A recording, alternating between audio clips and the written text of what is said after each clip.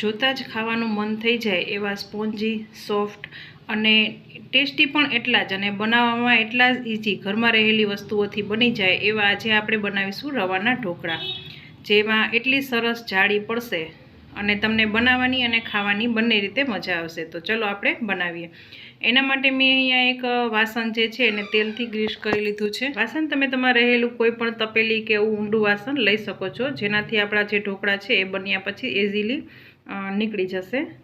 તો વાસણ થોડું ઊંડું જ લેવાનું છે. હવે એક મેં બીજું લોયું લીધું છે, એમાં મેં 1 કપ રવો નાખ્યો છે ને રવામાં આપણે અડધો કપ દહીં અને અડધો કપ પાણી લેવાનું છે. જો છાશ હોય તો 1 કપ છાશ લેવાની છે ને સ્વાદ પ્રમાણે નિમક નાખીશું અને 1.5 ચમચી જેટલી ખાંડ મેં અહીંયા લીધેલી છે.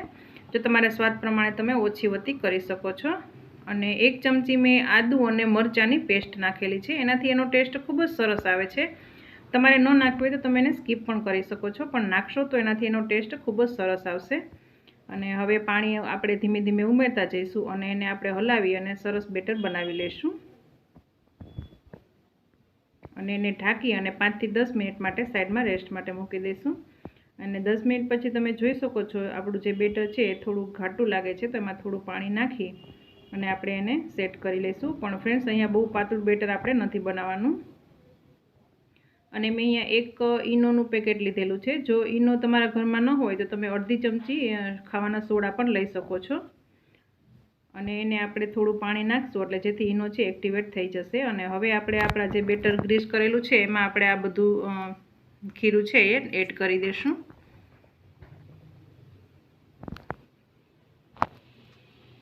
અને બાજુમાં મેં વાસણમાં પાણી ગરમ કરવા મૂકી દીધું હતું, એમાં હવે ગેસ ધીમો કરી અને આપણે ઢોકળાનું જે બેટર છે એ રાખી દઈશું.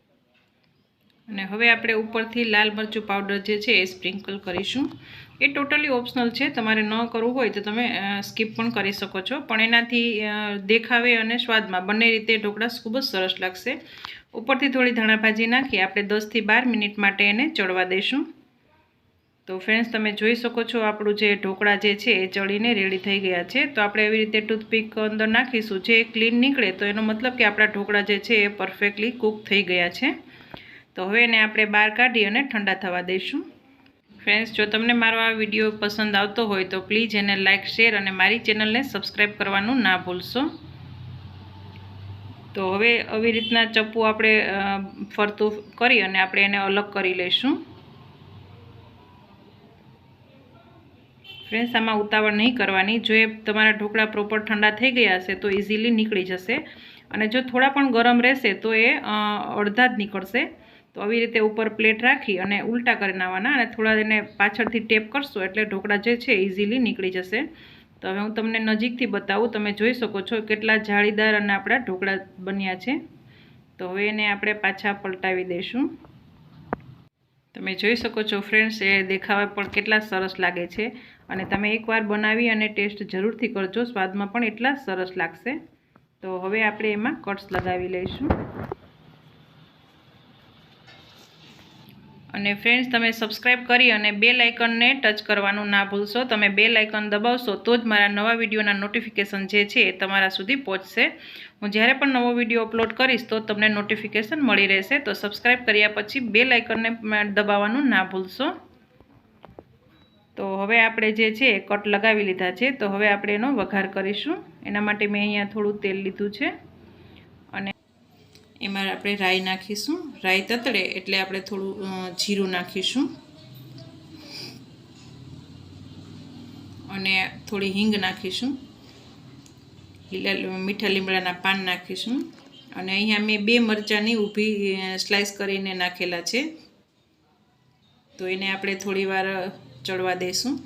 અને હવે હું અહીંયા અડધીથી 1 ચમચી જેટલી ખાંડ નાખીશ. એ ટોટલી ઓપ્શનલ છે, જો તમારે ન નાખવી હોય તો તમે સ્કીપ કરી શકો છો. પણ અહીંયા આપણે પાણી નથી નાખવાનું. ખાંડ ઓગળે ત્યાં સુધી આપણે એને ચડવા દઈશું. ખાંડ ઓગળે એટલે આપણે ગેસ બંધ કરી દઈશું અને આપણા જે ઢોકળા છે એના ઉપર આપણે વઘાર જે છે એ બરાબર સ્પ્રેડ કરી દઈશું.